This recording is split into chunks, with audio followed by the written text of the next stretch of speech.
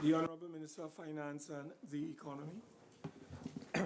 Mr. Speaker, I beg to move that this House resolved into Standing Finance Committee to continue its consideration of the bill and the estimates. Honourable members, the question is that this House resolved into the Standing Finance Committee to continue its consideration of the bill and the estimates. Those in favour say aye.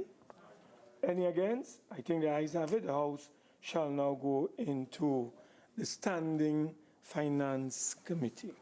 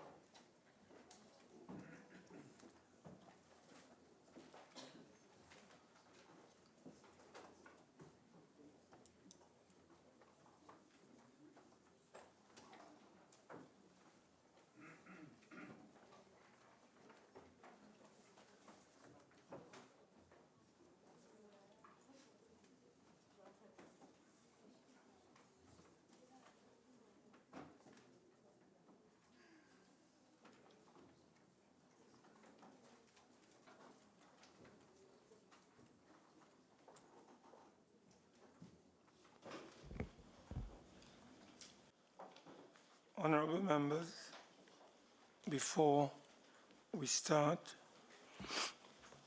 just a few housekeeping announcements. First of all, in keeping with what was agreed when we last met, it is essential that we get through a minimum of 10 heads of expenditure per day. Failing that, we will have to sit late into the evening. I therefore urge members to work smartly and efficiently if we are able, or if we are to get through our work well within the time allotted. Additionally, as members are aware, we have invited accounting officers and technocrats. They would be arriving at specific times during the day, so we have to try to stick to the schedule. With respect to the speaking time, remember that you are limited to 5 minutes at a time. This is to ensure that no one member dominates the conversation during this important committee meeting. As we begin our examination of the bill and the estimates, each head of expenditure, first of all, the head and the sum proposed will be announced by the chairman. The minister in question will then be invited to make a brief opening statement. I will then propose the question that the sum proposed stand part of the schedule.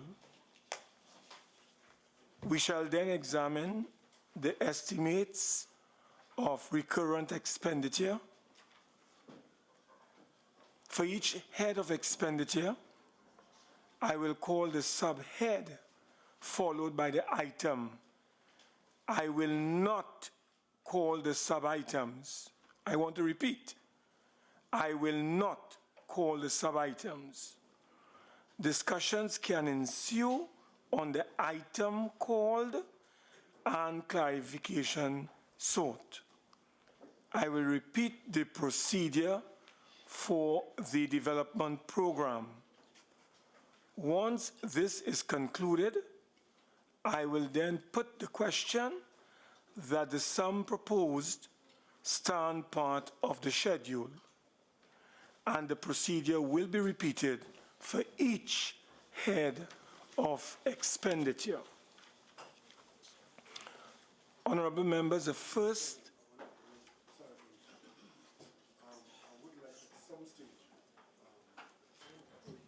the mic.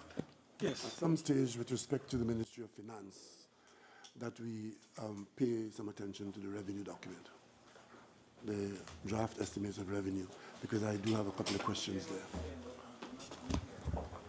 No, what the member is saying is that at some stage of the examination of the Ministry of Finance and the Economy, he would like to make reference to the document on revenues, which is a document that has been laid in the House and has been referred to this committee. Thank you, Mr. Chairman. No problem. So we are going to head 18 in accordance with the list submitted by the Honourable Leader of the Opposition. Head 18, as you know, is the Ministry of Finance and the Economy. Now, Head 18, Ministry of Finance and the Economy, is $9,428,577,750. I will now invite the Minister of Finance and the Economy to make a brief opening statement for a maximum of 5 minutes at this time. The Honourable Minister of Finance and the Economy. Thank you, Mr. Speaker. I don't, this is, okay, good. Yeah, thank you, Mr. Speaker. I don't need to make any additional statements. The numbers are there, and we are ready to answer all the questions. Honourable members, the question is that the sum of $9,428,577,750 for Head 18, the Ministry of Finance and the Economy, stand part of the schedule. Honourable members, the sum of $9,428,577,750 for Head 18, the Ministry of Finance and the Economy, is comprised of monies proposed for expenditure under the following subheads and items to be found in the draft estimates of recurrent expenditure and the draft estimates of development program. Subhead 0. Yes? Before we go into the subheads, in the draft estimates, the figure we're looking at for 2015, 9.695 billion. Could someone explain that differential before we go to the subheads? The Honourable Minister of Finance. Yeah, Chairman, the difference represents the direct charges. Normally what we do is everything comes from the consolidated fund. Part of it goes to the appropriation bill, and then the remainder, which represent certain expenses, like, for example, pensions, which is a direct charge against the consolidated fund. Those direct charges are not included in the number that is in the bill. But they are included as part of the package for the Ministry of Finance. That's right. That's what I want to get clear. That's right. And I make that point because I'll come back to it, Mr. Speaker. Yeah. Okay. Subhead 1, personal expenditure.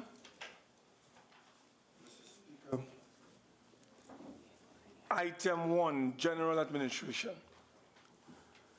Mr. Speaker, under general administration for the Ministry of Finance and the Economy, I would like to make an observation and to ask the Ministry of Finance whether this ministry has been impacted by the developments of 2009, where we in fact experienced recessionary conditions, and since then we have been into deficit financing. So the Minister of Finance's budget for the last 5 years has been a budget with a significant deficit. And against that background, I would like to ask the Minister of Finance and his accounting officer whether in fact the allocations, whether it be growth or reduction, whether they have been conscientiously been influenced by any recognition of the fact that the country is budgeting in a deficit condition. The Minister of Finance. Well, certainly the overall revenue numbers are taken into account in determining what can or cannot do. We identify what the deficit is that we are prepared to work with, and within that context, we do then determine how best we can meet the overall objective of ensuring that we achieve that deficit number. So to that extent, all of the numbers that we have, not just here, but overall for the budget as a whole, do take into account the fact that we are running a deficit, and therefore we need to keep that under control, and the overall level of expenditure has to be in line in such a position that it allows us to achieve our objective of reducing the deficit in the way that we want to do so. And is it that the Ministry of Finance is saying that you made a conscious effort to bring about reductions in areas so as to reduce the deficit? If that is so, how come the overall budget is larger than the previous budgets? Mr. Minister of Finance. Yeah, the overall budget, we certainly will make sure that the level of expenditure doesn't grow to such an extent that the deficit ends up being a deficit that is more than we want it to be. But what we do is we program the revenue to get us to the point where, given the growth in revenue and given what is expected of expenditure, we do not end up with a deficit that is larger than the number we want to see happen for the year. Mr. Chairman, that is not the question that I'm asking. I'm asking the Minister of Finance whether, in fact, it's not what deficit you want to live with. I'm asking whether, in fact, you did take any conscious effort to reduce expenditure in the face of revenues being lower than required, because you are not having enough revenue to fund the service of the country. You are talking about what deficit you can live with. I am asking, did the Ministry of Finance make any effort to reduce revenue expenditure in any areas of significance? And if so, can you point me to those areas where you attempted to reduce expenditure against the background of a fact that we do not have enough revenues for the service of the country for the period?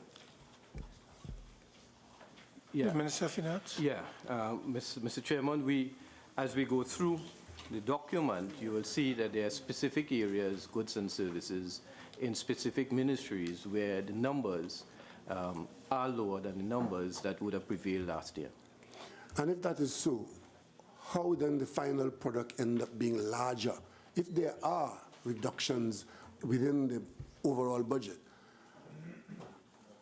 how you end up with a bigger budget? If you set out to reduce it, and you did in fact reduce in some ministries. Yeah, Mr. Chair. Yeah. Go ahead, Honourable. Yeah, Mr. Chairman, what we did is that there were some increases in expenditure that will occur because of things like salary increases, for example, that we have to bring to book, and therefore we need to do that. And we also did increase the allocation which we made for the PSIP, the Public Sector Investment Program this year. And again, something like that we see as being investments. We see that as an investment in the long-term development of the country. And therefore, those are things that we will consider as part of the overall program of expenditure for the year. So what guided the budget discussion was that you had increases in essential areas. Yeah. And so those increases in essential areas offset the reductions that you made. So you ended up with a budget that was bigger than the period. So in fact, we can view the increases as essential expenditure. As essential expenditure and things that we've already committed to previously. Thank you very much. All right, so we go to item 1, General Administration. We're still there, Mr. Speaker. I just wanted to make one observation there. And I observed that with respect to vacant posts, that we make an allocation of engross $9 million. General administration for what is called critical posts. But there were no allocations made for those in previous years. If they were so critical, how come they remain unfilled? And if you did not expend on them last time, why is it that you are now making this $9 million allocation for these critical posts that remain unfilled for 2 budgetary periods? Could you just refer me to the page, please? Under general administration, if you peruse general administration and add them all up, if you add them all up, you will come to a provision of $9.1 million for vacant posts, for which there was no service last year. And I'm simply asking that if these posts are so critical, why is it that they remain unfilled and unbudgeted for last time, and they're now being budgeted for in this way?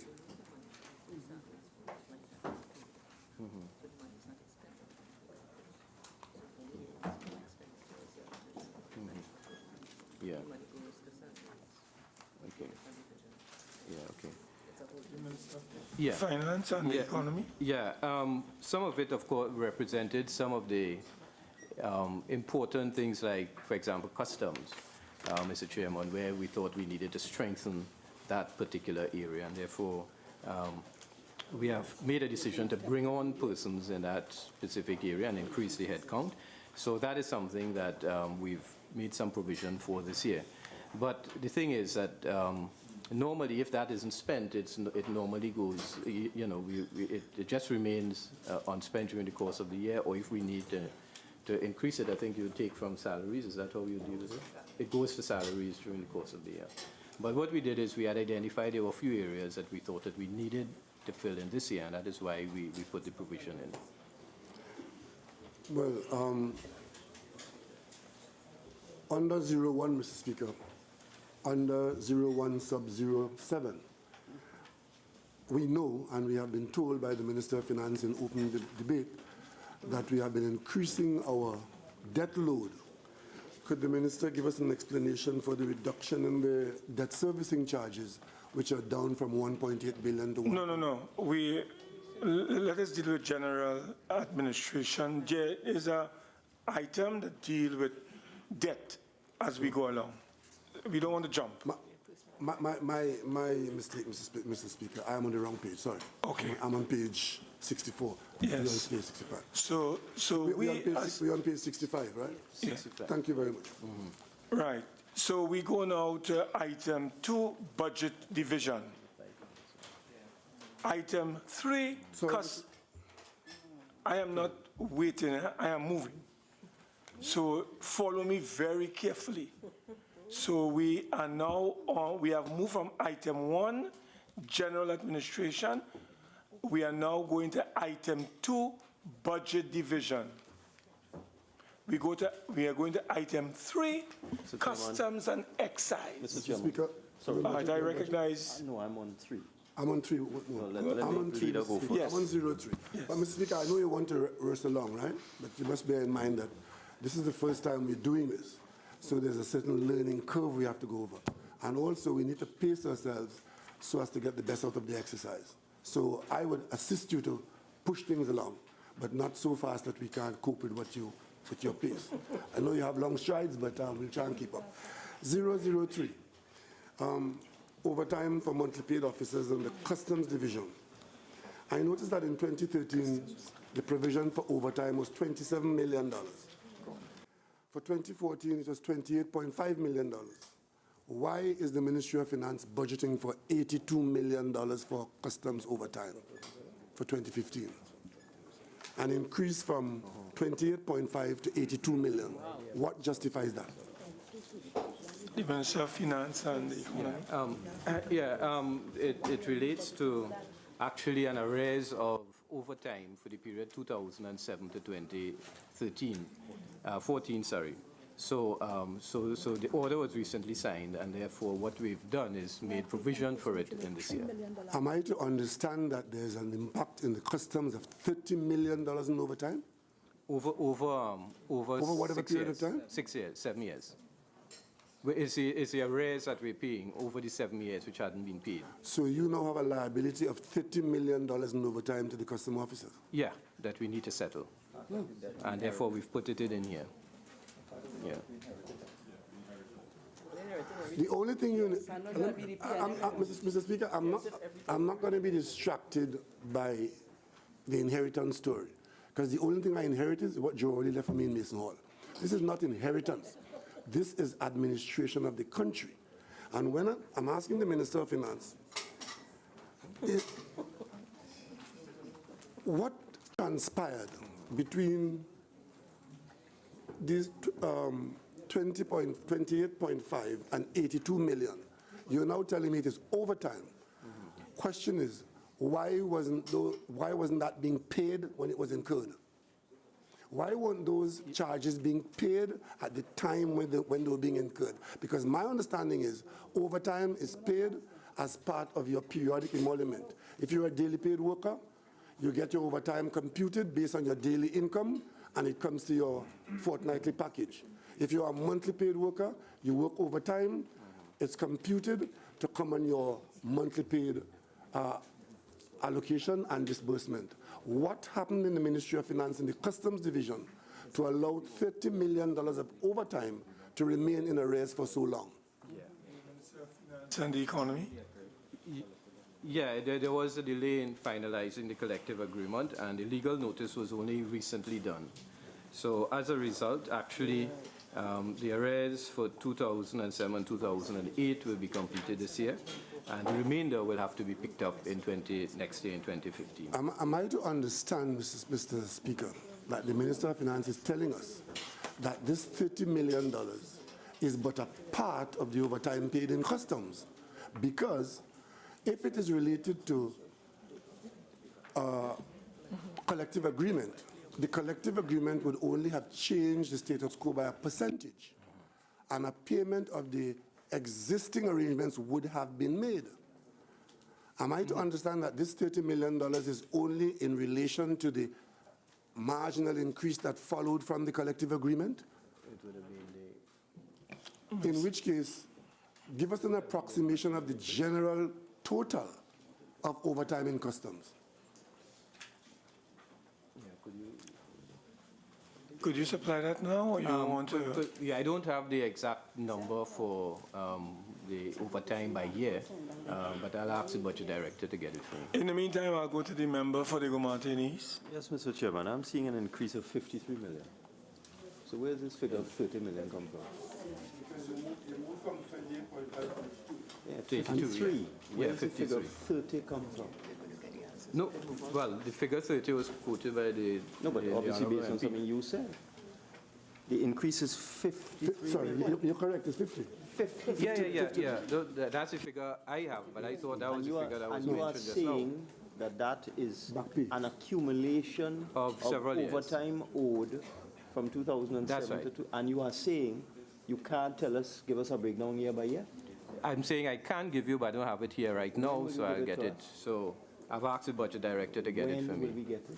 Well, there's an arrangement, I think, Mr. Chairman, to provide this information, if we can't do it now, within some agreed time frame. Mr. Chairman, What is that? No, I think there's a standing arrangement in the committee, as I Just ask understand it. when we will get it, please? No, not whenever. No. Mr. Chairman, when will we get this information? Mr. Chairman, Yeah. Mr. Chairman. Just so, how early rather, Yeah, would you be in a position to provide the information? Before the work of this committee is finished, we will be able Thank to you very provide much. it. Mr. Chairman, Yes. this committee is a very important outcome of the parliamentary modernization. And I take objection to the member for our approach east telling members on this side, you will get it whenever you get it. I consider that to be quite out of order. Arrogant. And if that is the case, Mr. Chairman, we might well not be here. I take objection to that from the leader of government business, to tell us we'll get it whenever we get it. And to come back to this issue, Mr. Chairman, I want to ask the Minister of Finance again, because this matter is being recorded. Is the Minister of Finance telling the country that in the Customs Division, for that period of 4 years, 2007 to now, that the Customs Division have incurred, as part of their overtime, $50 million in overtime payments, which is related, that 53 million is related only to the increase as per the industrial agreement? Then we would want to know what is the total amount of overtime paid in the Customs Division for that period. And the Minister has kindly promised to give us that figure before the end of the committee proceedings on day 5. We could move on, Mr. Mr. Chairman, Mr. I just want Lambert, member for the Martinez, I rather. just want to clarify the information that I require. The minister said this $53 million increase is built up over a period of years, 2007 to 2013. I would like a breakdown year by year. What is the arrears of overtime due to the Customs Division from 2007 to 2013? Yes, the member for Orpuch East. Thank you very much. Chairman, I just want to make myself clear on this matter since it's early in the proceedings, and I think the ground rules should be understood by all. There will be occasions, as arise now, but I'm sure will arise later as we proceed, where ministers and their respective delegations will not be in a position to marshal data immediately when the questions are asked. I just want to repeat for the record that while the leader of the opposition in this parliamentary reform process serves notice in terms of the headings, the priority of the headings, there is no requirement for the leader of the opposition or any member to serve notice on their questions, so that members will rightly ask questions for which the relevant ministers and their delegation may or may not have readily available answers.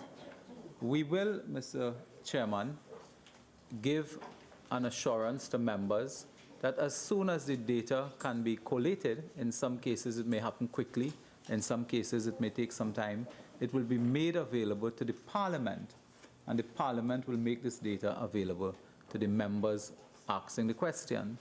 That, Mr. Speaker, obtained before, not only this administration, former administrations as well, But I think it is unfair, and I would like to raise this issue very early. It is unfair, and I'm hoping that members will not badger and hound down ministers when they appear here to get information.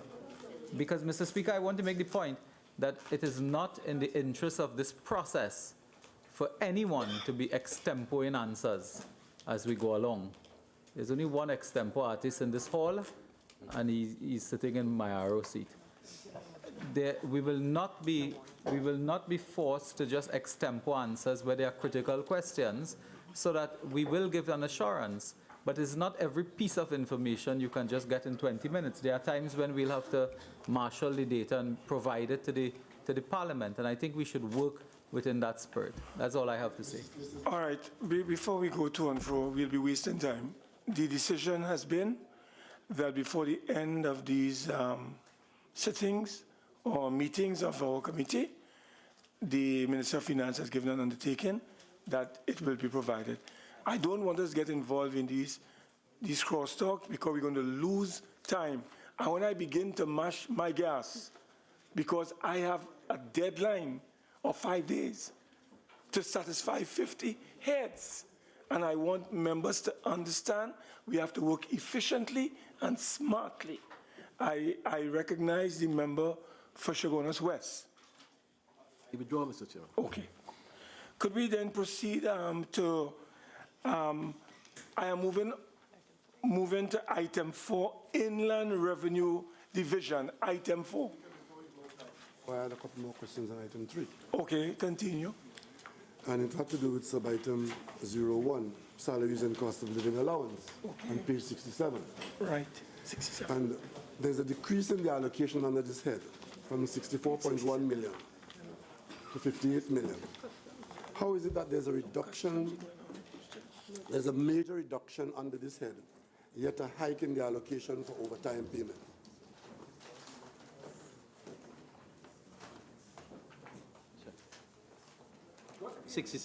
Did you refer to it as 66 or 67, you said? 66.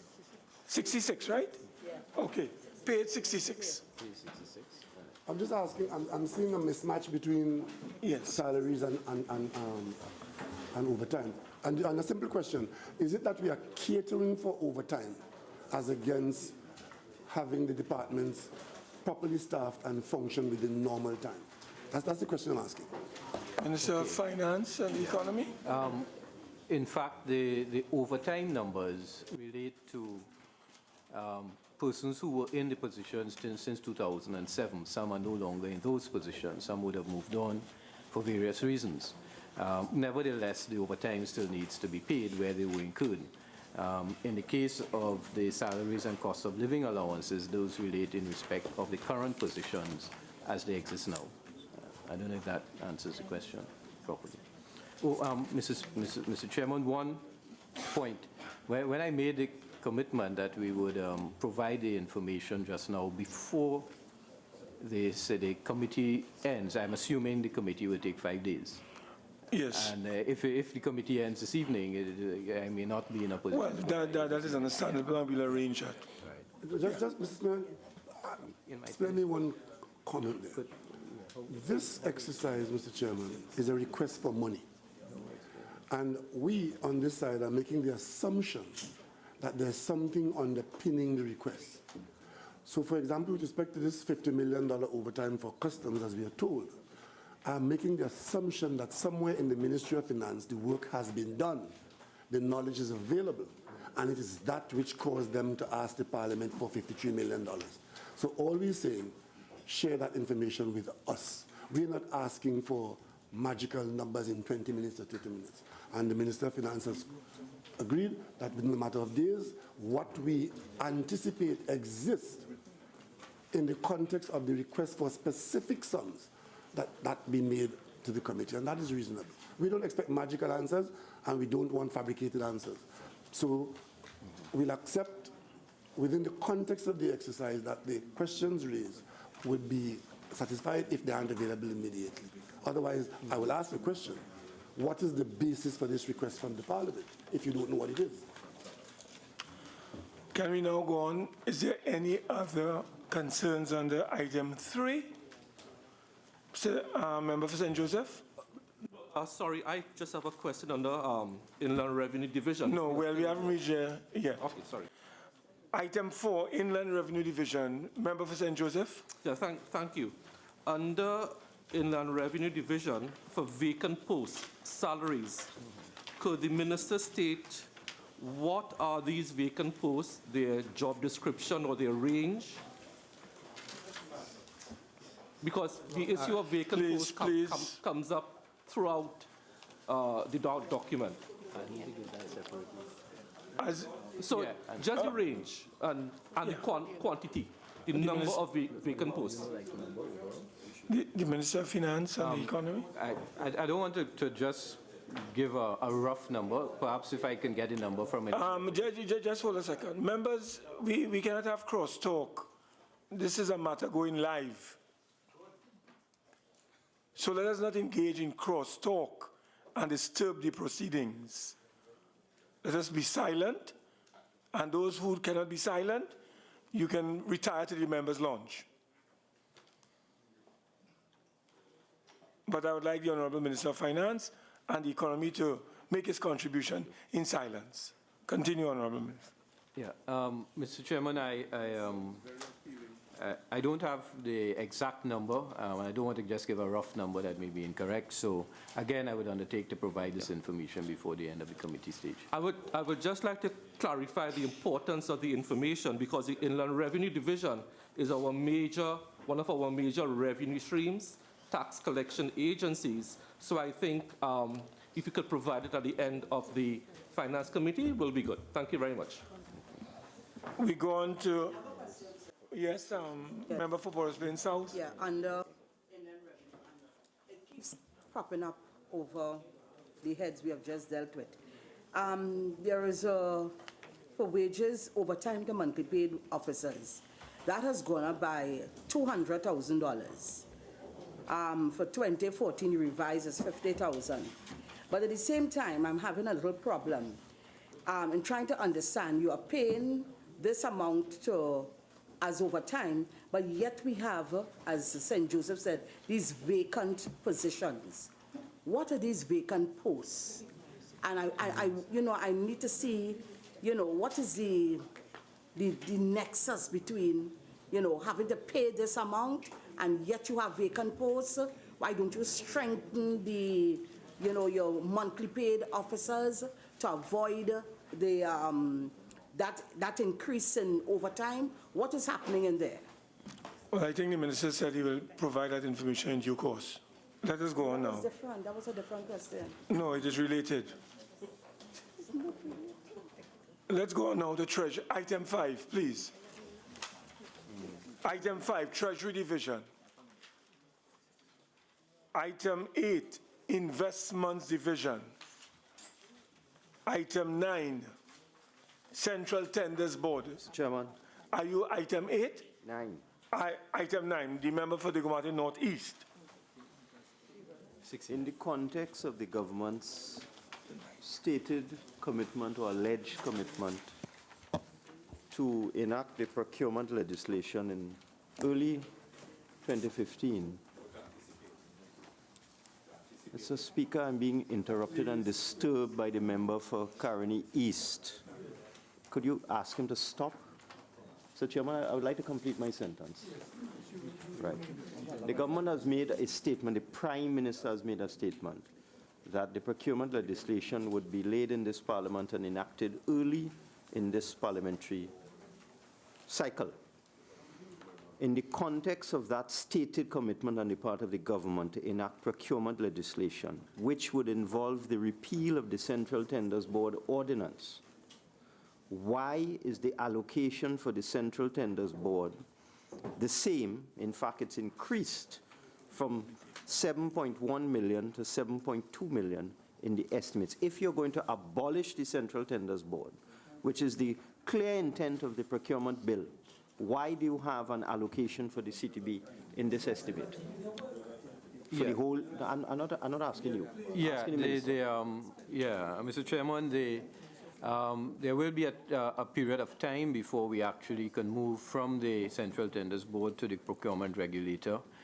We've actually employed consultants who have started the work to help transition and to make the transition.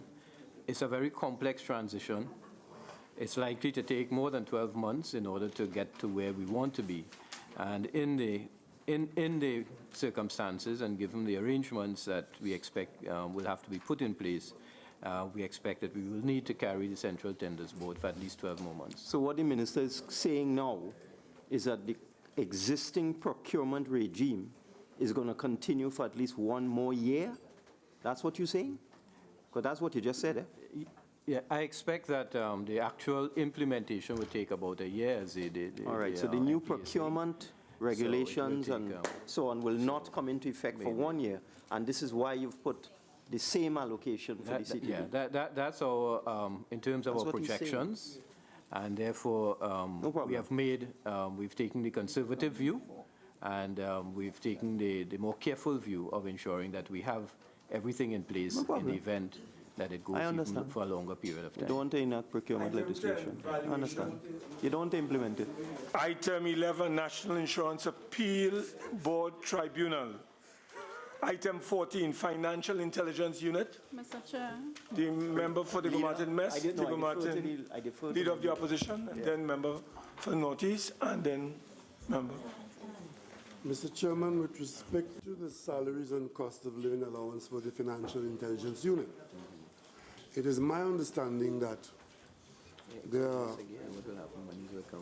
a growing number of instances being discovered of money laundering.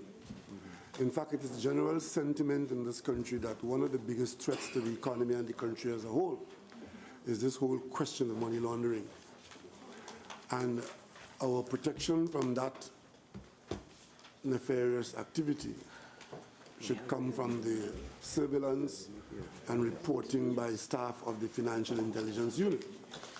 I then find it very strange that in provisioning for the 2015 estimates, if one looks historically at how that unit has grown, in 2013, for staff, their salaries and cost of living allowance, it was $520,000.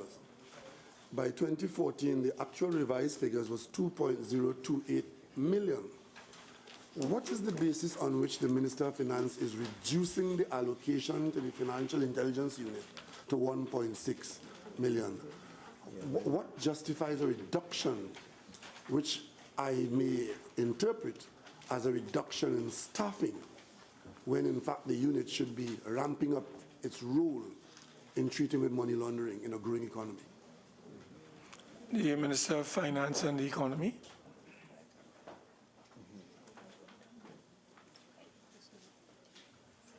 Yeah, one minute, Mr. Chairman. I just want to check Yes. with the Budget Director. And while the One of minister, the things- is talking to his staff, the reduction is not marginal. It's about a 20% reduction on the known expense of 2014.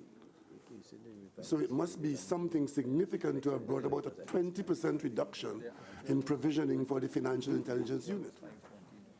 Yeah, Unless, of course, somebody wants the unit to remain ineffectual. yeah, but I want to go to the member for the Gomartin Northeast. Thank you, Mr. Speaker. It's related. The minister told us in this parliament on Friday that the number of listed businesses that are under the purview of the Financial Intelligence Unit has grown to 1,800. Currently, based on the information in the CFATIF report of 2014, the unit monitors maybe 300 out of these 1,800. So, Minister, if the number of listed businesses is now 1,800, and with the current staff, they can only monitor 300, why have a lower allocation for them in 2015? Yeah, I've just asked Mr. Chairman just to get some clarification on the numbers, but I just want to add a further point to just expand on what perhaps in a general sense respond to what the MP for the Gomartin Northeast raised, and that is that the part of what we did in that bill, the member would recall, is that we made certain changes in the operations of the FIU. So, for example, the compliance programs, what we did is we had that being approved by the senior management of the companies as opposed to coming to the FIU to be approved. And the reason why we did that is we said that it was not, having a program is not as important as ensuring adherence to the requirements of the legislation. You can have a nice program, it's all well approved and so on, but there's no real adherence to it. So we made some changes that does not require the FIU now to actually approve those programs. Those programs will be approved by the senior management. The second change we made was that what we did is we said that we will now enlist the support of institutions such as the SEC and the central bank to ensure that there is compliance with the program. These institutions understand the businesses of these organizations perhaps a lot better than the FIU does. Certainly the central bank understands the operations of the insurance companies and the banks a lot better than the FIU does. And therefore, they, as part of their compliance and their auditing program inspections, will ensure that they do in fact check on these programs and audit the processes within the company. So therefore, we have made changes to the system that will increase the efficiency and effectiveness of the overall program and what is actually being done. So that doesn't answer the question of the number or reduction in number. We certainly, what it does do is it means that we don't need as many people as would have been required had we remained with the old system. But in respect of the specific question on the numbers, I've just asked the staff just to check for me, and as soon as they give me the responses, I'll provide an answer. And could the minister state, since the number of listed businesses, I'm not talking about banks, financial institutions, insurance companies, and all those other entities that are supervised by the central bank, etc., Securities and Exchange Commission, I'm not talking about that. I'm talking about listed businesses which are under the direct purview of the FIU. Surely with the exponential increase in the number of listed businesses and the inability of the FIU to monitor this very large number, almost 2,000, is there a plan to increase the staff of the FIU? And if there is, why the reduction in the allocation for salaries? That's the kind of answer I'd like out of you. If you need time, no problem. Chairman, I would like to piggyback a question on that so you can answer together. Because what the minister has just said has me very worried.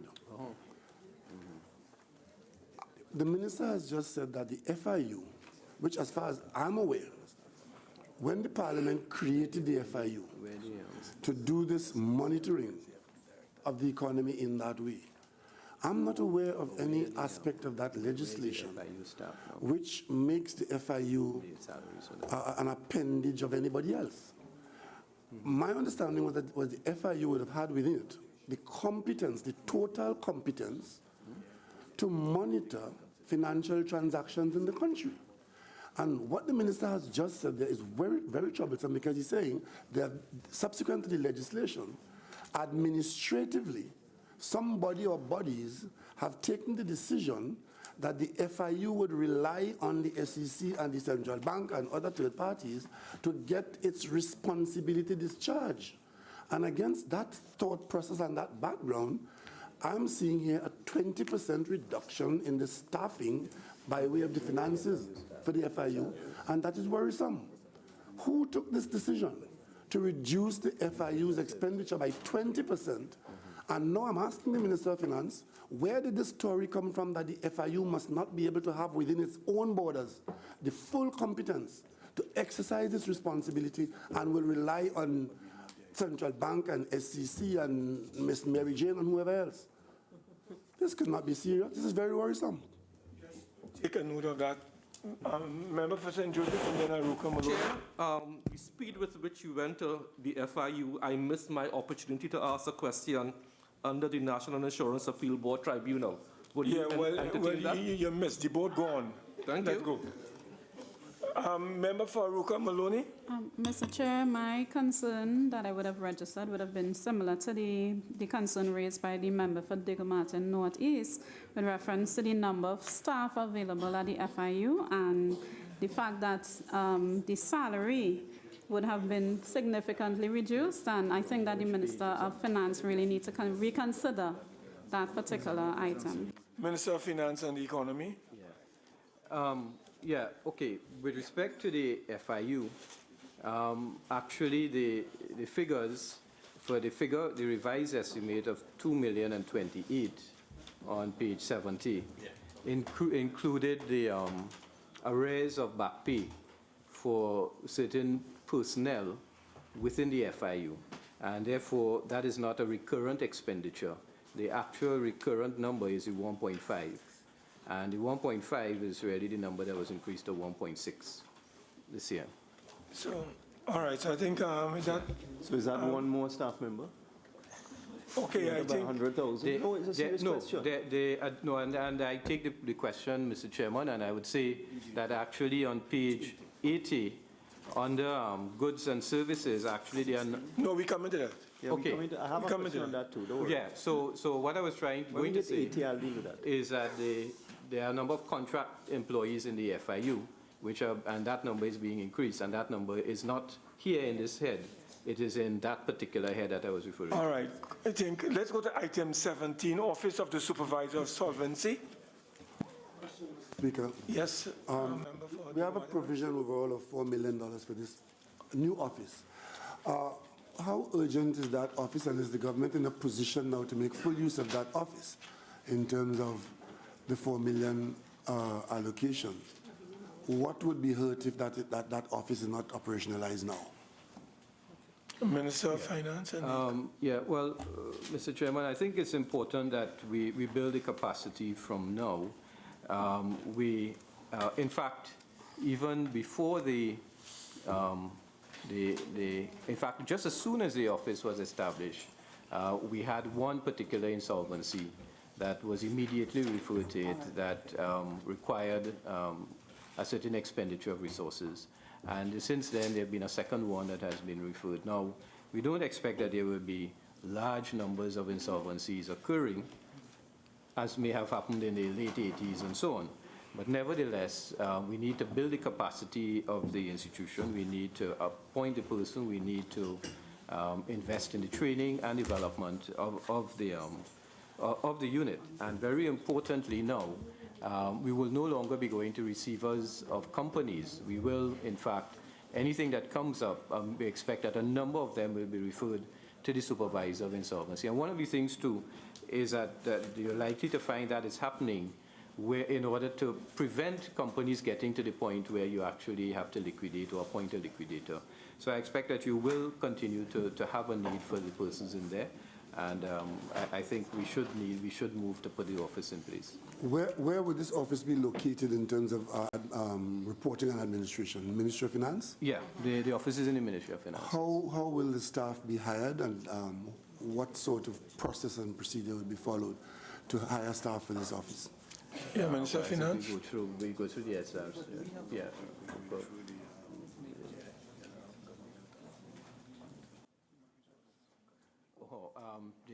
The office will be in the Ministry of Finance, but we are going through the government's human resource company in order to hire the person. Will there be advertisements with respect to the vacancies that this department now create? Yeah. And the reason why I ask this question, Mr. Chairman, and I raise it for the Minister of Finance's information, there are a number of situations where positions are being filled within ministries without recourse to advertisements. And I just put the Minister on notice that that is taking place. Yes, member for St. Joseph. Thank you, Chair. Chair, I have two questions under the Office of Supervisor of Insolvency. Yes, First question has to do with rent lease, office accommodation and storage. that is under goods and services, so you're on the wrong head. Next one. Sorry? No, that is under goods and services. Okay, We well, haven't reached there yet. I'll take it there then, sorry, So you want us to go to goods and services one time? if you wish. Okay, let's go to subhead 02, goods and services. Okay. Item 1, general administration, St. Joseph. Thank you. Under rent lease, office accommodation and storage, the figure varies between 14 to 15 million. Could the Minister of Finance state on page 71, sir? 71, yeah. Yes. Could the Minister of Finance say this $14 to $15 million, what is the government's policy on renting versus ownership of properties to put government offices in? So that's one. Where are these offices that we are renting located? If you can let us know. And under contract employment, could I ask the question under contract employment at the same time? Where's contract employment? It is under this. It is here. It is here. Let me, the Minister, answer the first question. Oh, these will be paid to Central. Okay. Sir. Yeah, Minister. The figure here is the rent that we pay to the Central Bank for our building and the car park. Are you following? Yes, sir. Okay. Yes, that's it? Yeah. Yes. I think member for Diego Martin Ortiz wanted to raise a question. Yes, Mr. Speaker, the same 001, but I am on subhead 28. So I don't know if you would like to hit subhead 16 first, before, which St. Joseph asked about. 001, General Admin, I'm on 28, at the bottom of page 71. But the member for St. Joseph had asked about 16, which is on the same item head 001. So don't you want to deal with that first, and then deal with me? Thank you, Chair. The figure for contract employment seems to be increasing by roughly $4 million. Could the minister state, the number of persons being employed by contract employment? What are their positions? And in fact, do they have signed contracts? That's it. Okay, well, I need to get the numbers. Yes, we do have signed contracts, but I'll need to get the numbers on that. Yeah. Mr. Chair. Before you take member for Diego Martin Ortiz. Mr. Chair, under sub-item 16. No, I said member for Diego Martin Ortiz. Which recognize Diego Martin Ortiz. Go ahead. Yes, Mr. Chairman, on 28, 001, 28, bottom of page 71. Oh, you on 28. Yeah. You on 16? Yeah. All right, sorry. You go ahead. Sorry, member for Diego Martin Ortiz. Mr. Chair, under sub-item 16, I would like to find out whether or not any new positions, contract positions, were created during the period 2010 to present. 2010. No, we can't deal with 2010. You can deal with 2014 to 15, not to 2014 to 15. Sir. Right, so the minister could probably deal with that. Yeah, I'll get that information at the same time. And member for Port of Spain South? Yeah, I'm on item 23, please. I'd like an explanation for that, please. And we're moving up by just over $1 million. What is that payment for, please? That would be for the annual rating. So we pay for that? Yeah, we pay for the annual rating. That's a normal thing. Yeah. Standard and Poor's. All right, no. Standard and Poor's. Which number are you on? Chair, the constant drone coming from across the aisle is disturbing. We are taking this thing seriously. Exactly. But members opposite are in a constant barrage of crosstalk and droning, especially Couva South, Carney East. Could you ask them to take this thing seriously, please? All right. All right, please, members, please. Members, please. I want to appeal to members again to allow members to speak in silence and do not disturb the proceedings. Please.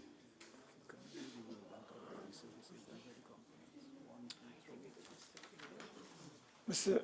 Member for Diego Martin Ortiz. Thank you, Mr. Speaker. When I look at 001, 28, subhead 28, I go over on the... Mr. Speaker, could you ask County East to stop badgering me, please? All right. Members, please. Member for Carney East apparently this is live, and let us not, may I appeal to members to conduct themselves in a dignified way. No, I'm on the floor. I am saying, could we conduct ourselves in a dignified way? These proceedings are going live. Judgments are being formed.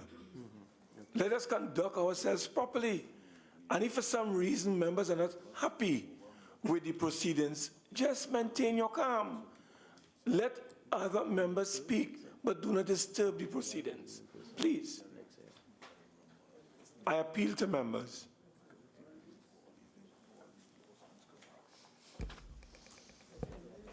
Yes, the member for Tigomate notice. Yeah, I'll try now for the 5th time to ask the question. On page 71, under item 001, General Administration, subhead 28, Other Contracted Services. When I go over to the column with the heading Explanation, I see that this item 28 includes a provision of $150 million for, Mr. Chairman, I'm being disturbed by all sides. $150 million for legal counsel and advisory services. Now, what I have observed is that the expenditure and/or allocation for this item has almost doubled in the last 2 years or so. But I'm particularly interested in the estimates for 2015.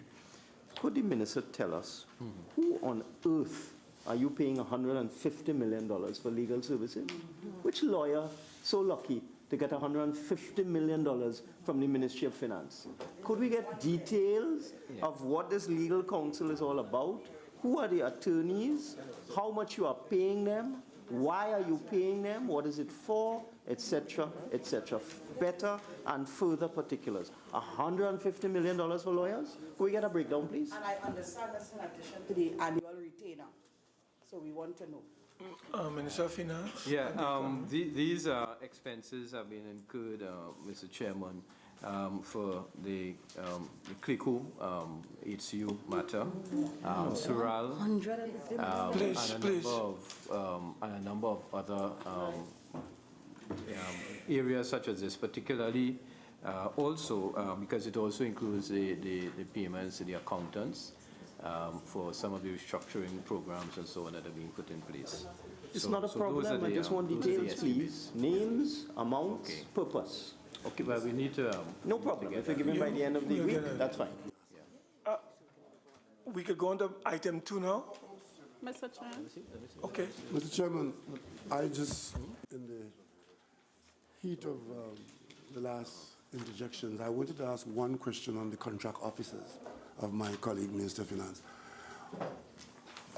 These contract posts that are not inconsequential, about $20-odd million over a 2-year period thereabouts, are these positions advertised? And who makes the decision as to who is hired and who sets the emolument levels for these contract officers?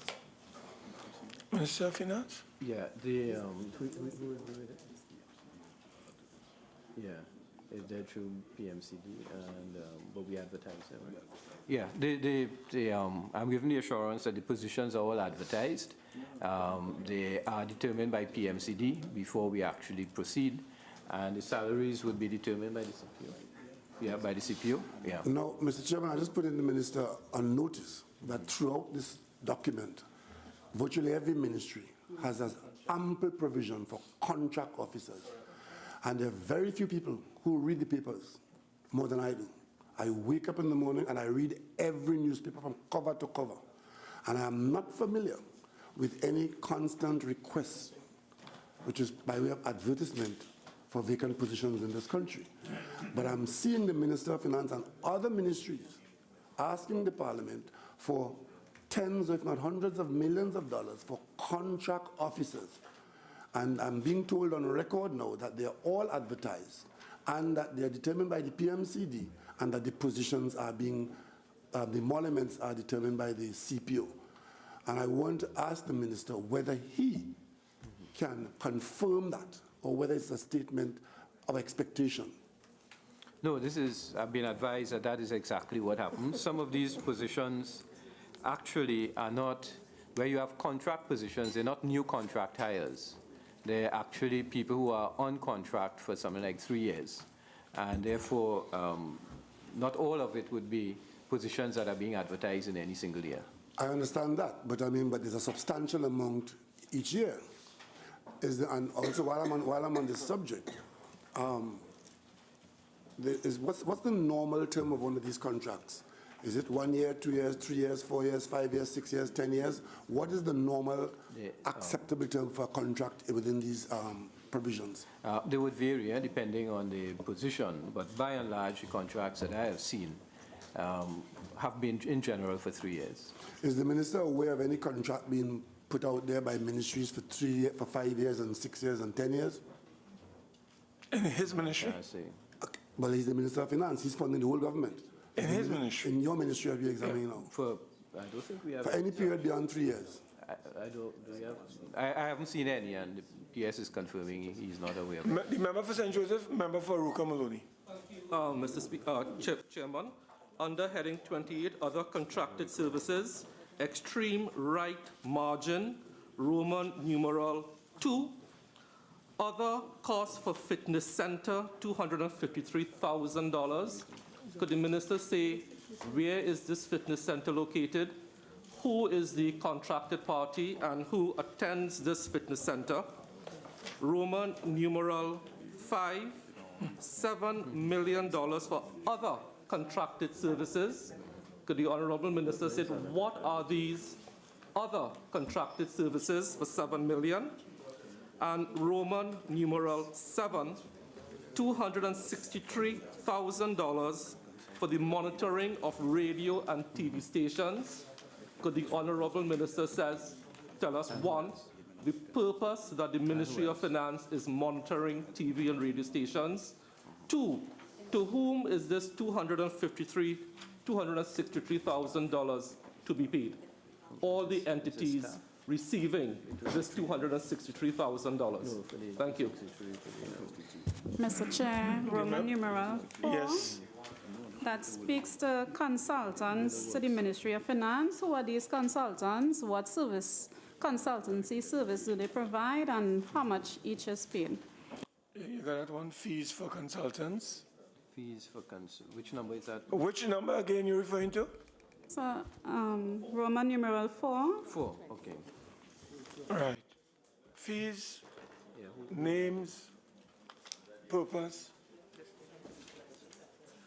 Oh, yeah.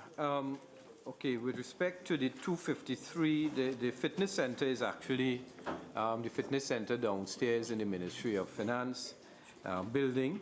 I must say it is extremely well used. Whenever I pass there, either morning, lunch, or evening, people are actually from the building actually using it. So it is actually in use. The monitoring of the radio stations.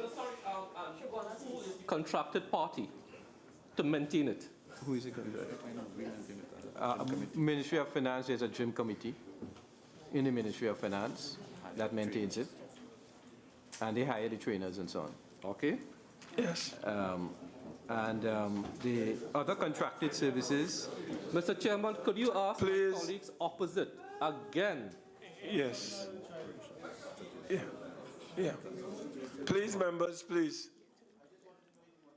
Each member who is anxious, your turn is coming. So let us, yes. And what kind of things they do? Please. I know members are anxious to come where the Minister of Finance is located. Your turn is coming very soon. Continue. The 7 and the 3. What kind of consultant? Yeah. With respect to the 7 million, a substantial part of that represents about 5 million, close to 5 million of it represents the consulting services for the implementation, the development of the gaming and the gambling legislation, as well as the regulations, as well as the procedures, as well as for putting all the other arrangements in place that will be required over the next 12 months, assuming that that legislation comes into play. So is that a recurrent expenditure or should it come under the development fund? No, this is, this will not be a recurrent expenditure in respect of this particular exercise. It will only be, once it's completed, it's done, there may be some additional services required subsequently, which in subsequent years, but it would not be anywhere near the numbers that you're looking at here.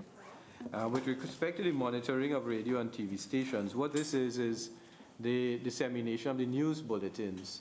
What is done here is that the news bulletins are disseminated to the senior members within the Ministry of Finance, the Minister of Finance, as well as all of the personnel within the Ministry of Finance.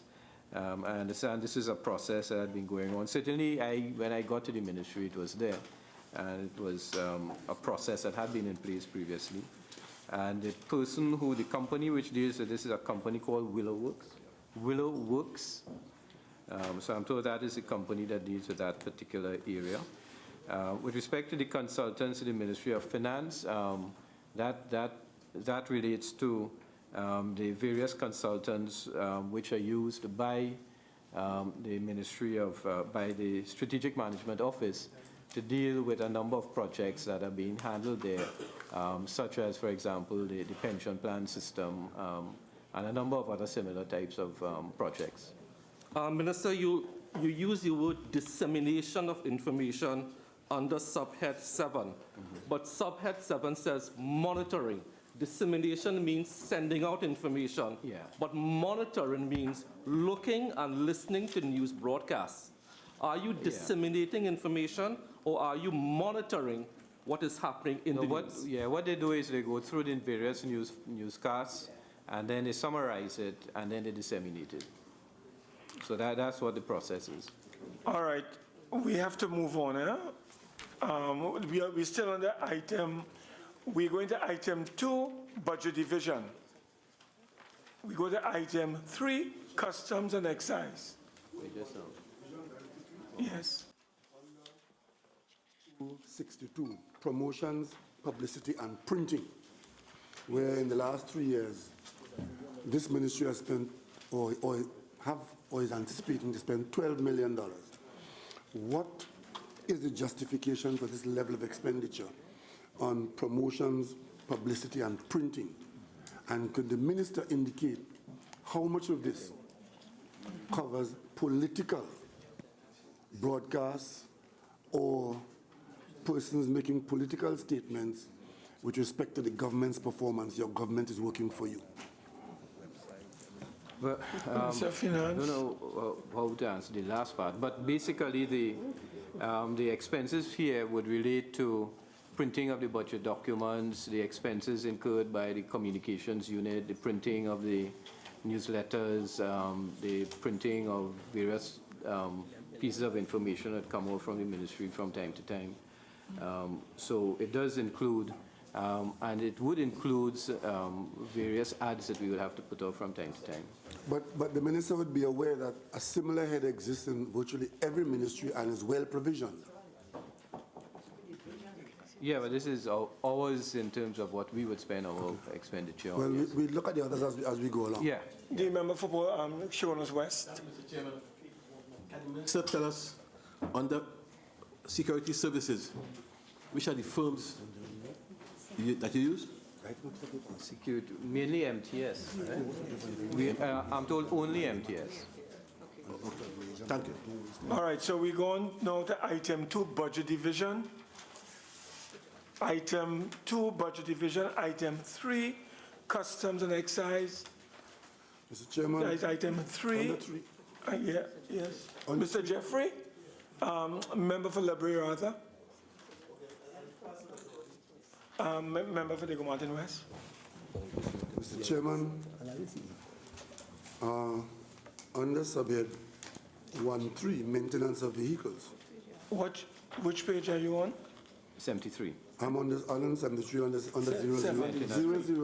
subhead 1.3. Maintenance of vehicles. Maintenance of vehicles. Right. historically, we're seeing a substantial amount of money allocated for maintenance. And in 2015, we see a significant reduction in that allocation. Could the minister explain that, please? Is it that there would be no need for that maintenance, or there's something happening which would result in the maintenance budget being so significantly reduced? No, it's an actual increase, member. It's from 2.4 to 3. Are you on Customs and Excise Division, item 3?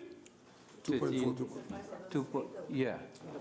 Oh, sorry. The question I meant to ask on that line is why are we spending $3 million to maintain vehicles in one division of the ministry?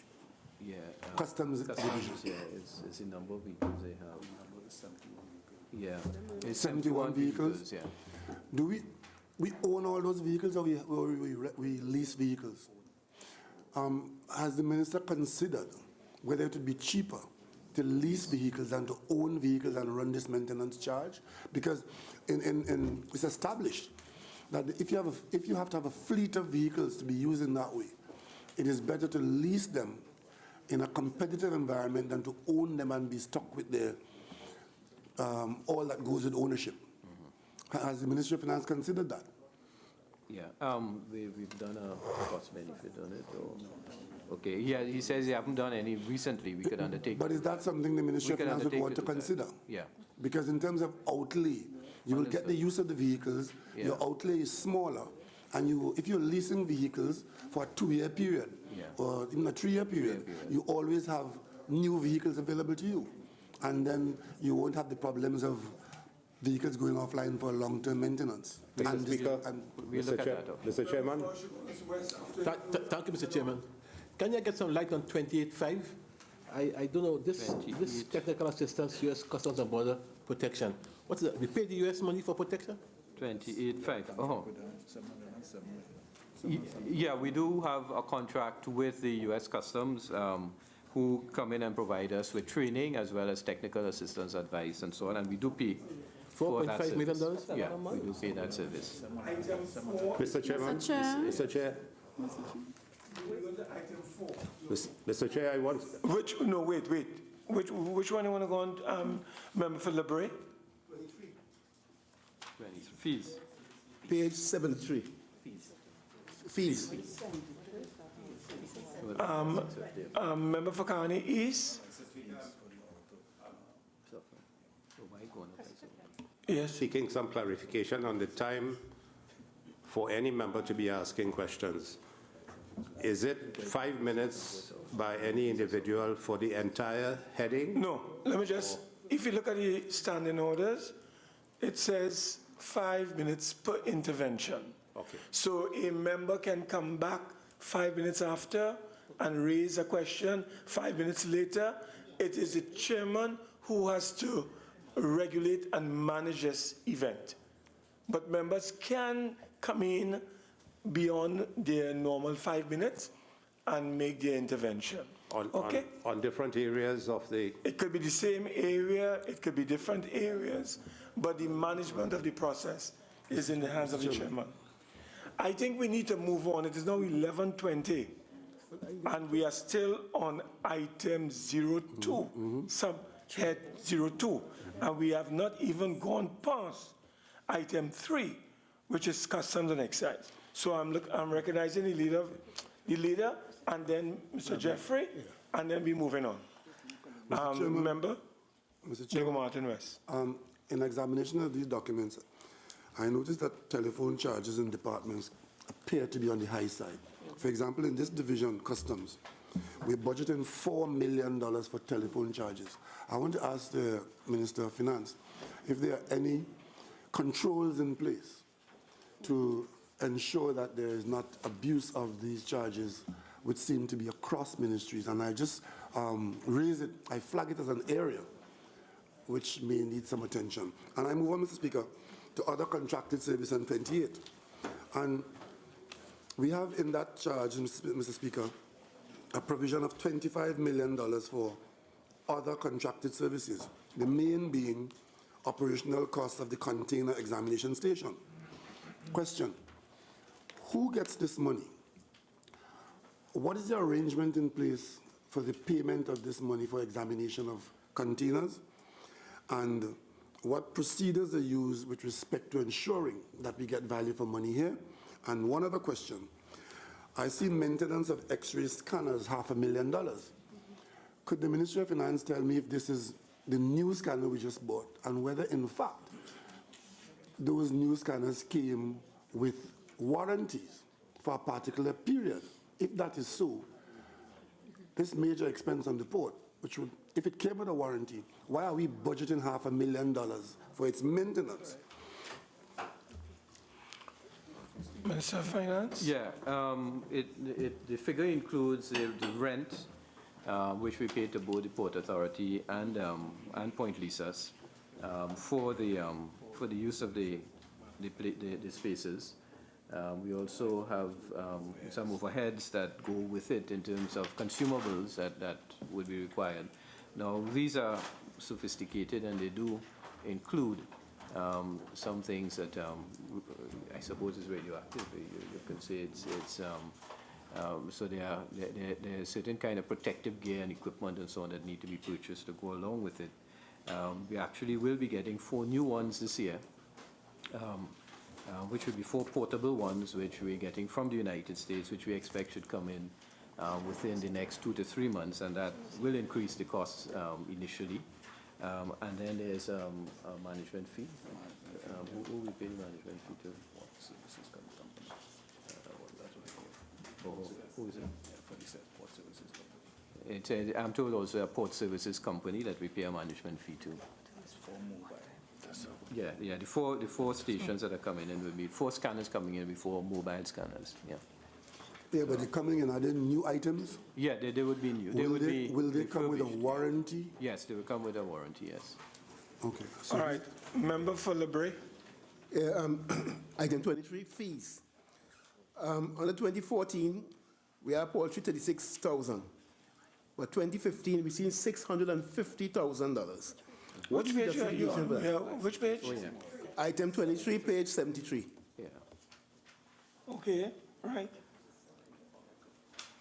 Yeah, that's the new Oracle software that we've put in, and the license fees for that new piece of software that we've just put in to help manage the operations of the customs, and therefore it's a new piece of software that we need to pay for. Item 4, Inland Revenue Division. Item 5. Yes, Mr. Item Chair, 4, item the 4. member for Digomata Northeast, the leader of the opposition, Aruka Maloney. I will defer to the leader. The member for Digomata West, please. Mr. Chairman, under item 4, I want again, very quickly, to draw to the Minister of Finance's attention the provision made for telephones. And I want to understand what is the thought process here, where the actual expenditure for 2014 was $4 million, as against the budgeted $5.5 million. Yet someone sees it fit to provision a 50% increase on the actual expenses for telephones in that division alone. So we are budgeting $6 million for telephones in the Inland Revenue Division. And I'm wondering whether this is not an area where there's need for tightening. And it is throughout the provisioning for telephones. And then I go on, Mr. Speaker, without extracting anything from the minister there. Under repairs, item 15, under repairs and maintenance of equipment. If I go back, Mr. Speaker, to 2013, I will ask the Minister of Finance, what is being repaired in the Inland Revenue Division under sub-item 15, where we budgeted $7.8 million in 2013. We spent $15 million in 2014, and we're budgeting $13 million in 2015. What is being repaired at this cost in the Ministry of Finance with respect to equipment maintenance? You want to take those questions and I go on to Digomata Notice, or you want to answer? Okay, yeah, well, I take the point on telephones, which we'll look at. With respect to repairs and maintenance equipment, I'm told that some of that expenses actually went to, where is it? Fees. Under 23 fees, let me just see. No. Under 23 fees with those. So, no, but what the question he's asking is it went up to from 7 million to 15 million. You want 1 minute down, Mr. Chairman. No. I think what he's saying is why the increase from 7 to 15. I'll need to get back to you with these responses to that. Yeah. Yes, member. The main question is, what is it being spent on? What are we maintaining in the Ministry of Finance That for equipment toward and that so on. expense? Diego Martin Northeast, please. And then, Sure. Mr. Speaker, I'm not seeing any explanation for the increase in fees, 00423, from $100,000 to $4 million. What's that for? Sorry.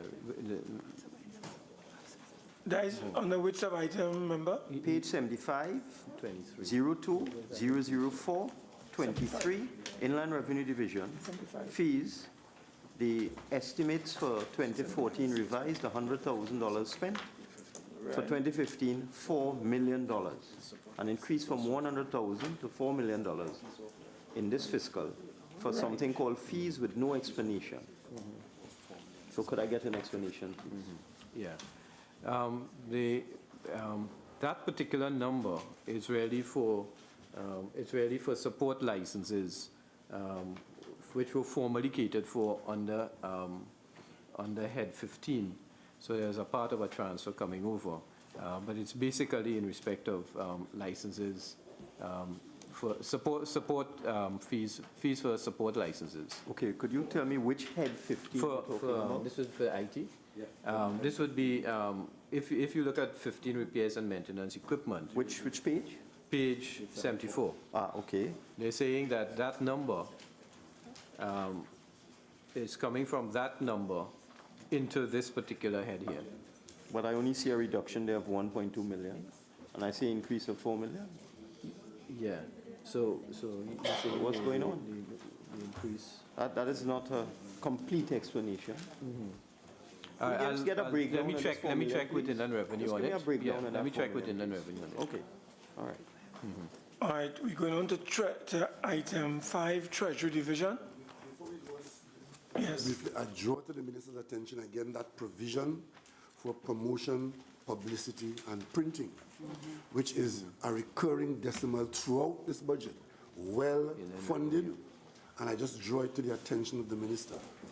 And I am taking the minister at his word that none of this money is being used to fund the political campaign of the government with respect to what we're seeing on the cable channels, on the billboards, and the minister will come back to that. No, this wouldn't be that. I give you that assurance. This is ready for Inland Revenue expenditures, so it will be all the... It occurs throughout the budget. Okay, all right. But for this is... All right, item 5, Treasury Division. Item 8, Investments Division. Mr. Speaker, you ran a little... Okay, carry on. I won't disturb you, Mr. Speaker. Investments. Item 8, Investments.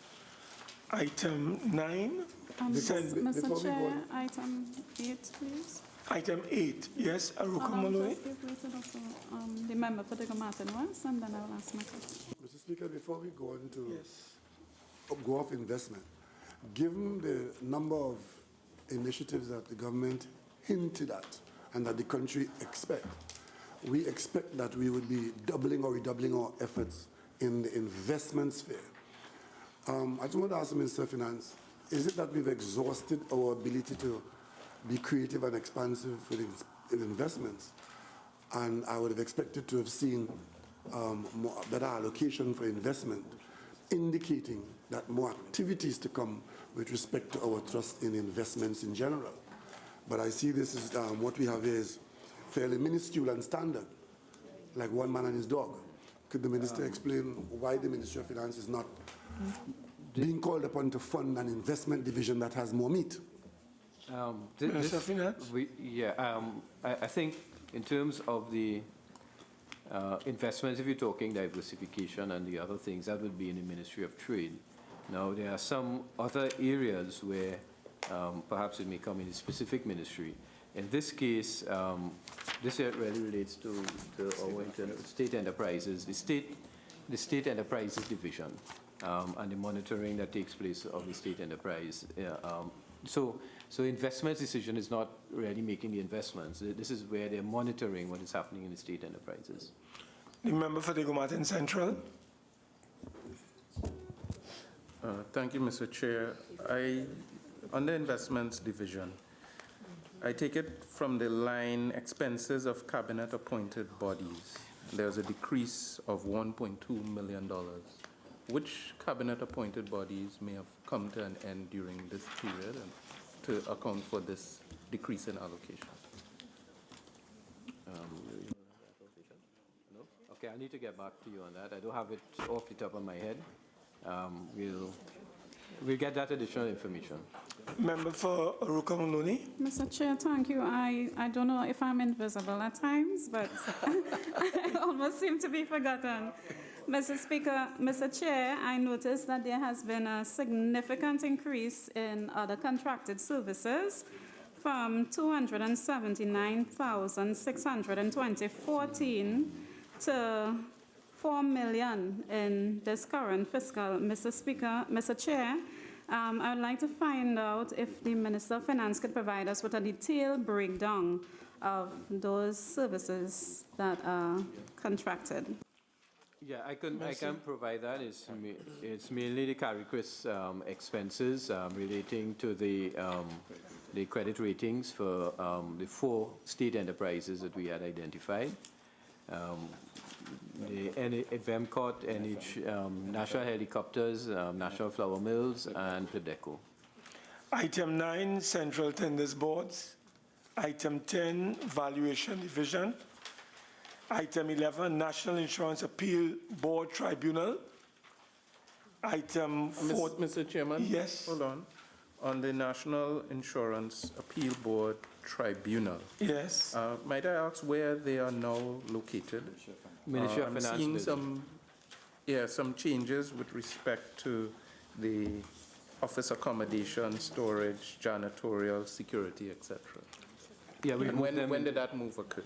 We moved them into the Ministry of Finance building. I think it's the 2nd floor, and that would have occurred about 4 months ago. Yeah.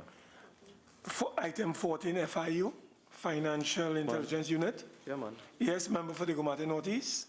Yeah, could we get some information on this contract employment the FIU intends to undertake in fiscal 2015? And in addition, I see fees of 1.7 million. Could we get some information on that too, please? What's this all about? Details? Purpose? Yeah, the contract employment, most of the staff are really contract. And that's the point I was making just now about the increase or the difference in the numbers. There was a question about the 2 million figure a short while ago, which had was 1.6 already the next year, and it looked as if it was a decline, which the member for Diego Martin West had asked. But that related just a few. The bulk of the staff really are here, which is in the contract employment. And we intend to increase that as we continue the process of strengthening our enforcement.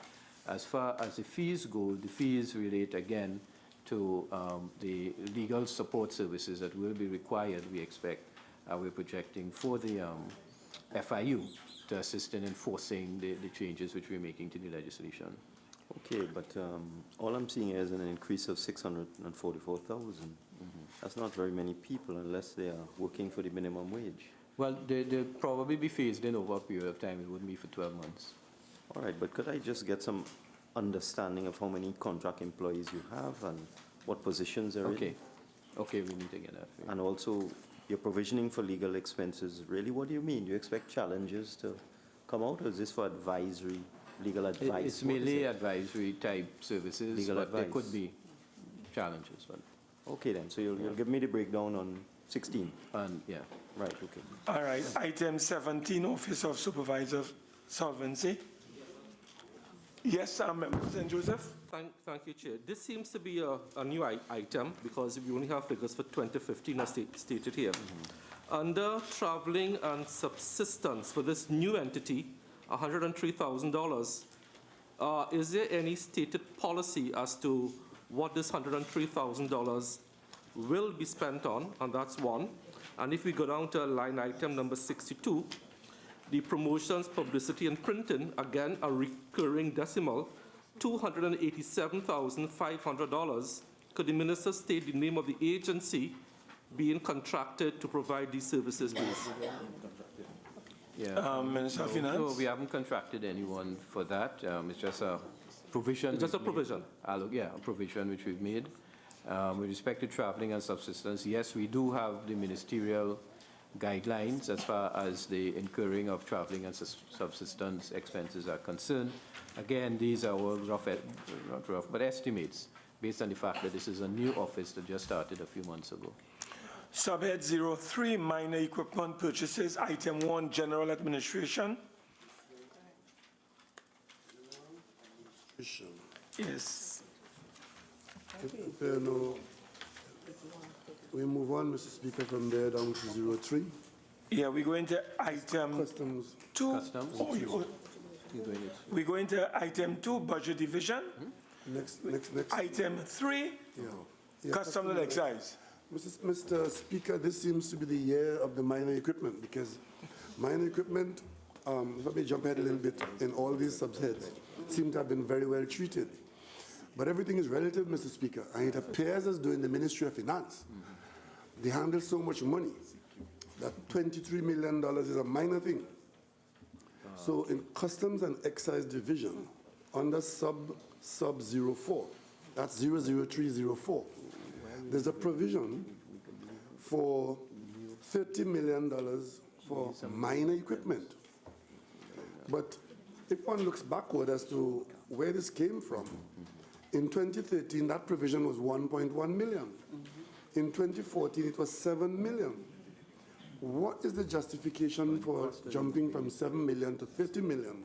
And while we're at it, Mr. Speaker, if I crave your indulgence for an explanation, if we look ahead, for similar minor equipment purchases down to 008, because they seem to have been very well treated. 00. Because there's a specific description up front in the budgetary documents as to what is classified as minor equipment. Yeah. And I see a real generous hand of the minister and colleague, and I hope that he's that generous to the office of the opposition when we get there. The other we're moving customs into the new building, and we're bringing them from different places and putting them into this new accommodation, which we expect that we should do by next month, by the end of next month. So new house, new clothes.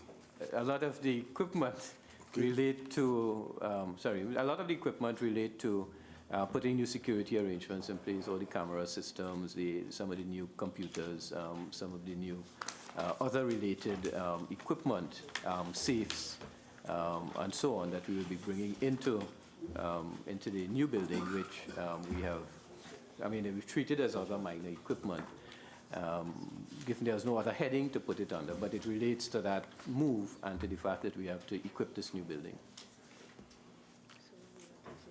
We go on to item 4, Inland Revenue Division. Item 5, Treasury Division. Item 8, Investments Division. Item 9, Central Tenders Board. Item 10, Valuation Division.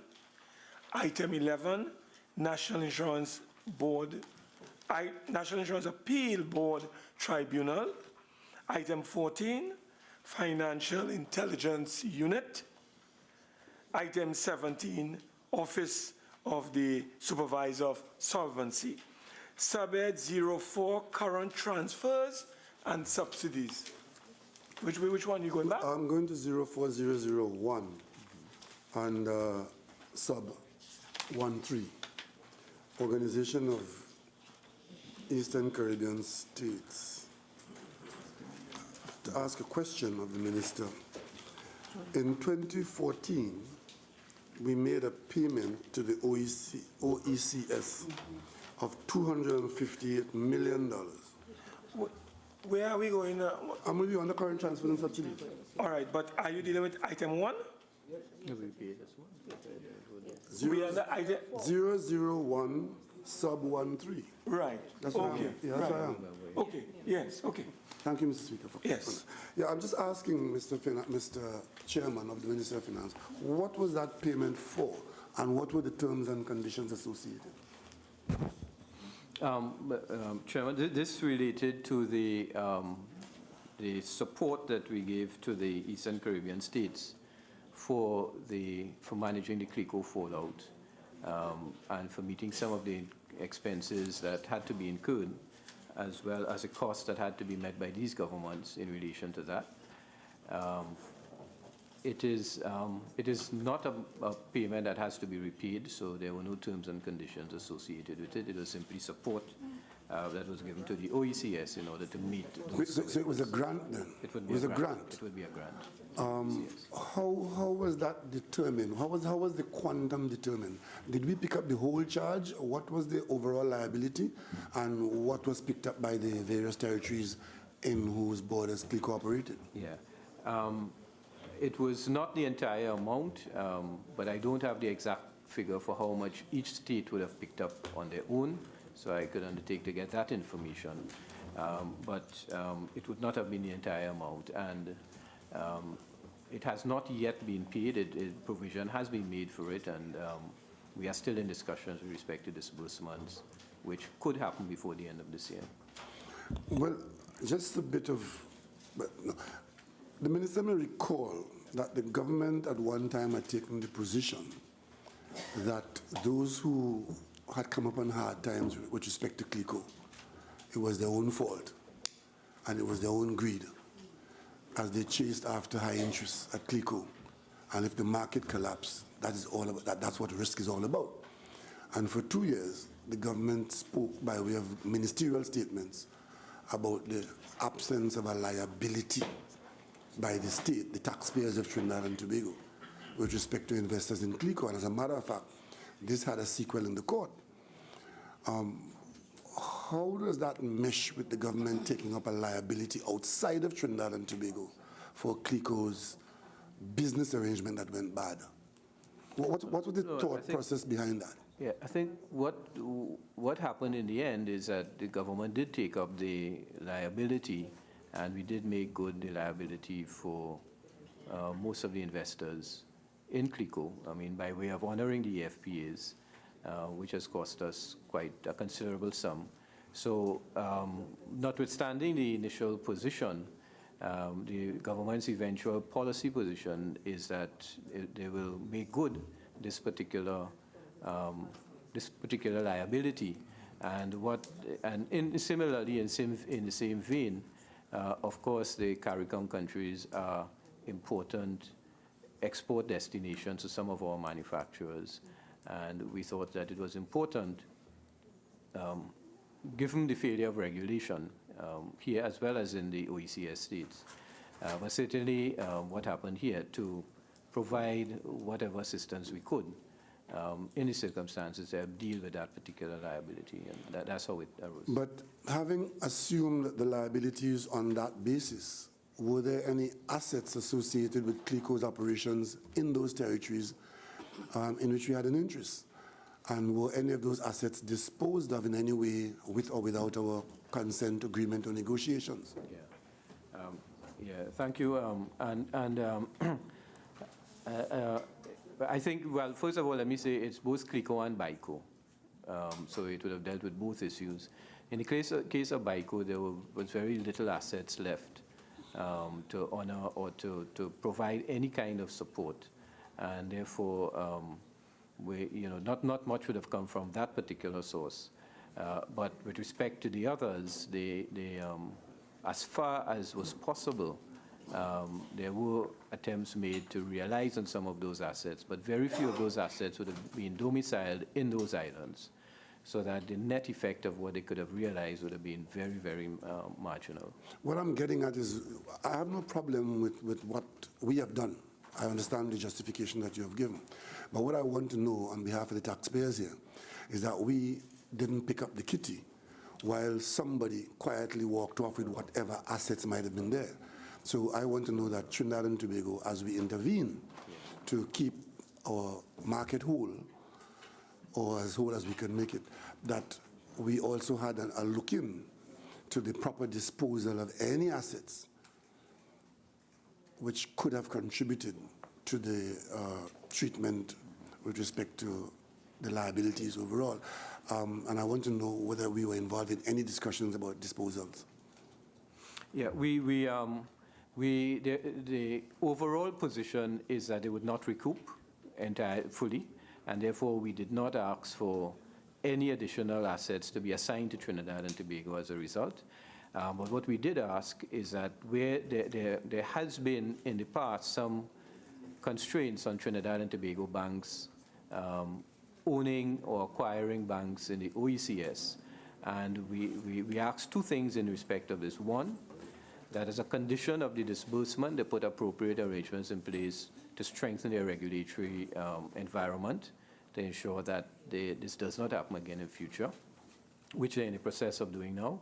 And the second thing we did was that we indicated to them that we would like the restriction on banks from Trinidad and Tobago investing in the OECS be removed. And that also was agreed to. And we received correspondence from them in writing as far as that is concerned.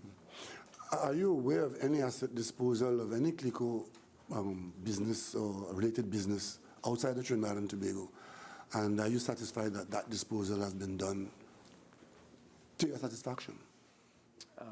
There are assets outside, but most of them are encumbered to the Trinidad companies. For example, in St. Lucia, there's a large tourism development, but again, that is encumbered to CIB here in Trinidad and Tobago, and therefore there are no assets to be, which will fall to the persons to any of the islands, or as far as that is concerned.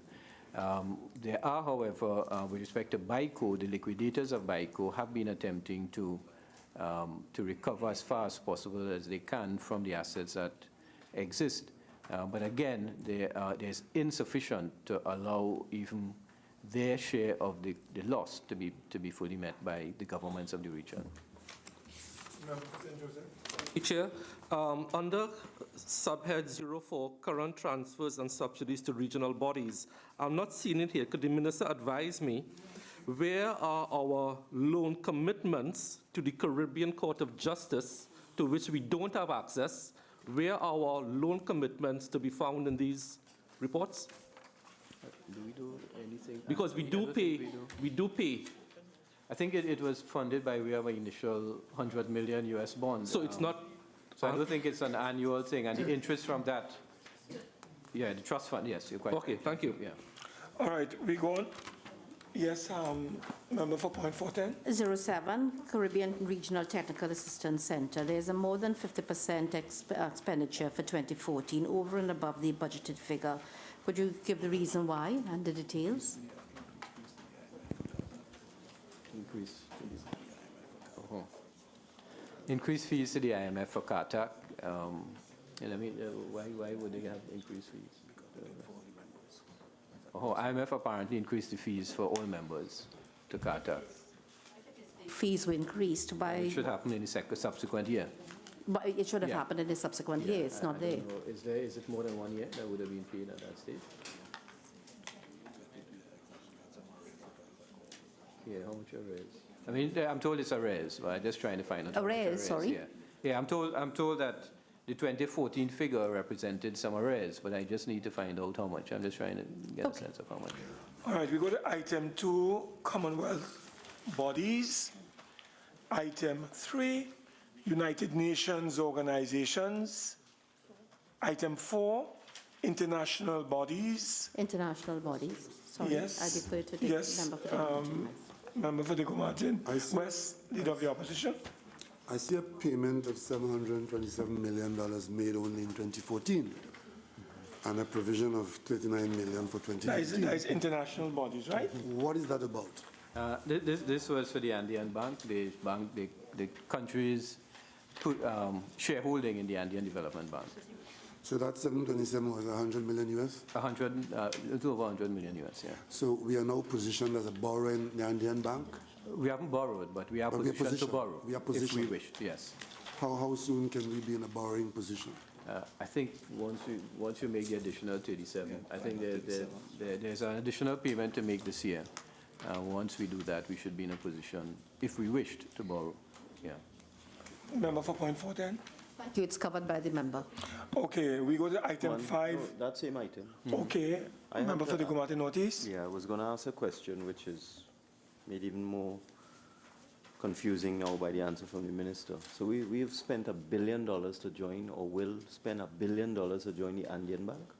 Is that Yeah, so? that would be our 1 billion shareholding. Trinidad and Tobago Yeah, dollars. our shareholding in And the. how are we going to recover that $1 billion?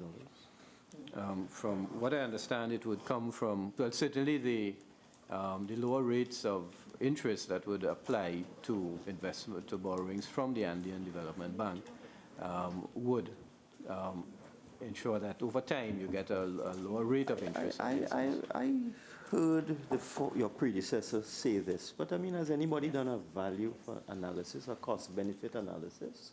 Are we really We'll going to do so. save $1 billion I will check the. in fees and interest? Yeah, I'll check They the are they records of lower what than was the done. IADB? Yeah. Could you I'll check give the me- records of No, what not was just that. Could you tell me what the interest rates for this bank are, what the IADB rates are, and which loans we would take from them as opposed to the IADB? Because they are in the Americas. I mean, what I we need spending to this get $1 billion for?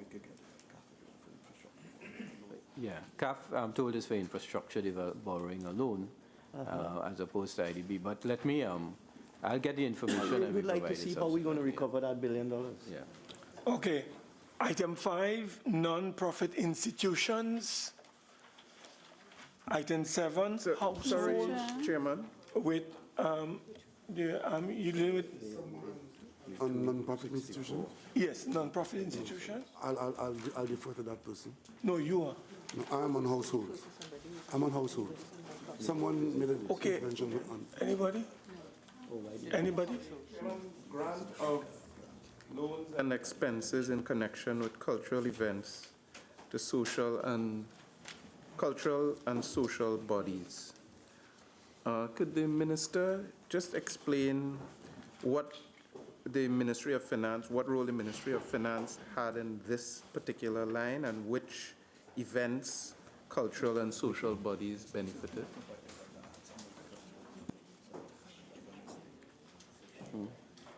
This would have been paid on behalf of the Ministry of Arts and Multiculturalism.